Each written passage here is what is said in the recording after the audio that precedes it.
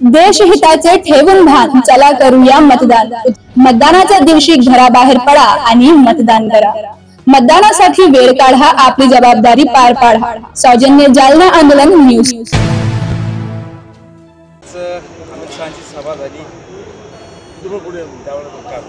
हो बघा, काल जी अमित शहाची सभा झाली, असं वाटतं की जिथं जिथं त्यांचे उमेदवार कमजोर आहे, त्यांना नवीन ॲनालिसिस ज्यांना भेटत आहे की जालनामध्ये ते मायनस होणार, त्यासाठी त्या उमेदवाराच्या विजयासाठी त्यांनी अमित शहाला बोलून घेतलं।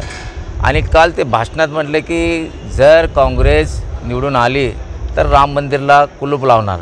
त्यांना हे माहीत नाही की राजीव गांधी पंतप्रधान असताना राम मंदिरचं कुलूप राजीव गांधीने उघडलं होतं। त्यांना हे इतिहास माहीत नाही आणि खोटा सांगायचा आणि रेटून सांगायचा हे लोकांना माहीत आहे। आता 13 तारखेला 4 जूनला त्यांना माहीत पडणार काय आहे काय नाही।